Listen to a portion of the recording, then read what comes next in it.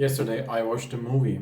I watched MrBeast's autobiography, and they show how MrBeast grew as a YouTuber person and how did he grow as a human.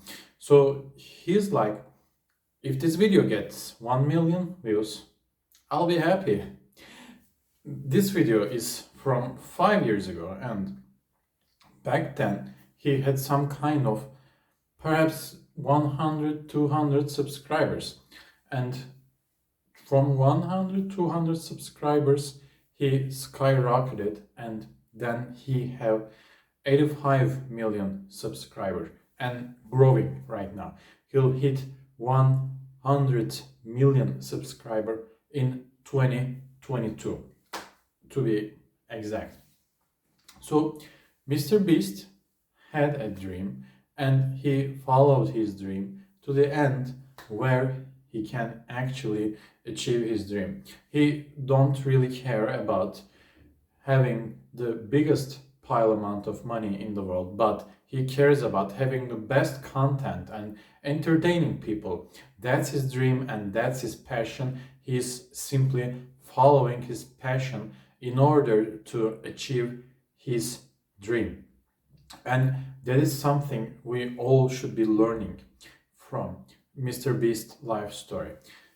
And he's rather young to earn this much success, which most of the people will not be earning that much of success in their lifetime, and perhaps they wouldn't earn this much success if they had 10,000 lifetimes combined.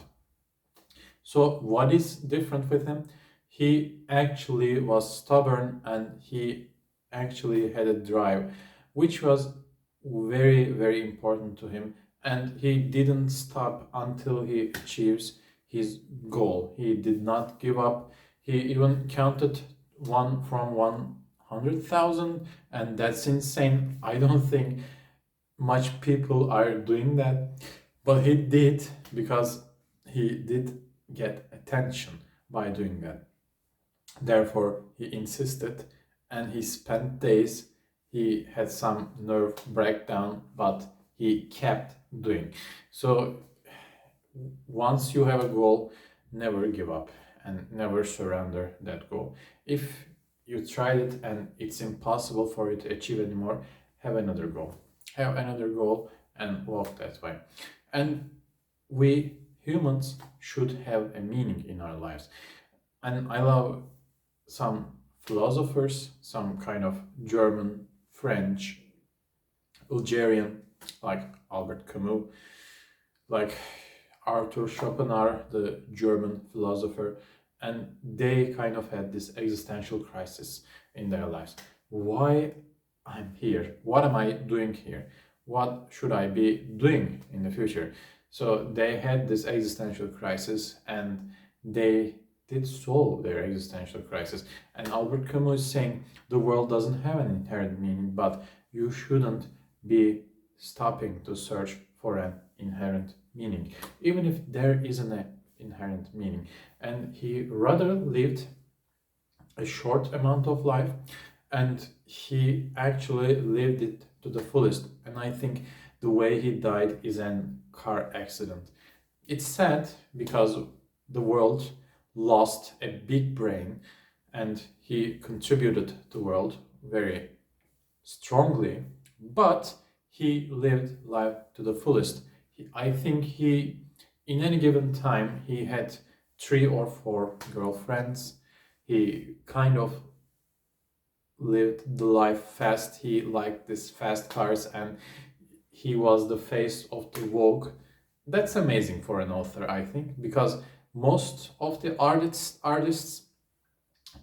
are not appealing to the eye, unfortunately, or we just assume that they're not unappealing. They're not appealing to the eye, they're just unappealing. Perhaps that's some kind of another discussion. And these guys are really great, I think, and we have lots to learn from them. They are amazing in some ways, and as humans we can learn many things from them. They're simply amazing in some points of life. So, and I think Mr. Beast, I do not compare him to Albert Camus or Schopenhauer, entirely different subjects, but there is one similarity, and there is a strong belief. A strong belief can open the doors for you in the life, because we all have some reality in our brain, but whether we chase that reality, whether we execute that reality in our lives, is completely dependent on us.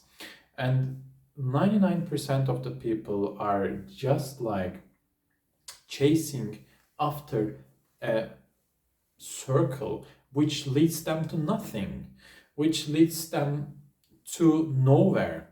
And they keep chasing that circle like a rat, a lab rat. They pay taxes, they're enough smart to pay taxes, but unfortunately not smart enough to see the bad side of the system, and that is destroying them. That part of the system destroys people, and being unable to see that side is really harmful for your future, for your kids, for your wife, for your husband, and for anyone you simply care about. It's too prominent to see the gaps in the system, and gaps that are actually being harmful for you, and pay attention to that. Just pay attention to the gaps, because it harms you, and it's not good for you. It doesn't do well for you. It just consumes you in a bad way, unfortunately. You have 5 days to work, 2 days to rest, perhaps even less days to rest, God forbid.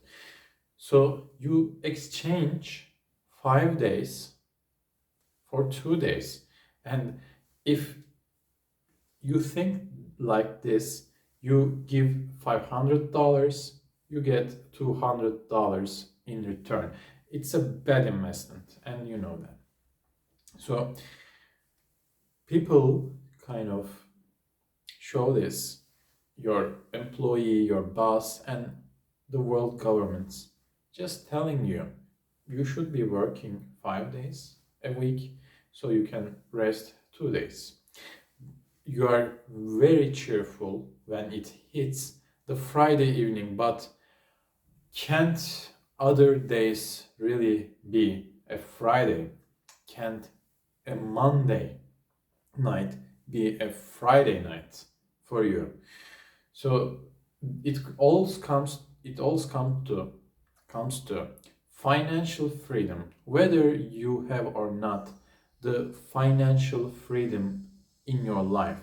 If you don't have your financial freedom, and if you can't support yourself in a financial way, and you are dependent on a paycheck, you don't have a financial freedom, but which shouldn't be stopping you from aspiring to have financial freedom, and from chasing the financial freedom. We value freedom. We always speak of it. We say freedom or death. I think the movie which was telling about William Wallace, the Irish guy, quotes either freedom or either death, one of the two. He chooses to die, not to be a slave. And it's very important. He can sacrifice his life in order to be not a slave. And unfortunately, the system can be so rigged that the system is enslaving you. And you can think you have the control over your life, but you actually don't. Like, you can't go visit in the middle of the night, visit another city because you have to work tomorrow. You don't have this kind of freedom. But guess what? Some people do have that kind of freedom. And why not aspire to be one of them, but choose the side that is just serving them? And it's a very sad life. It's a very sad life.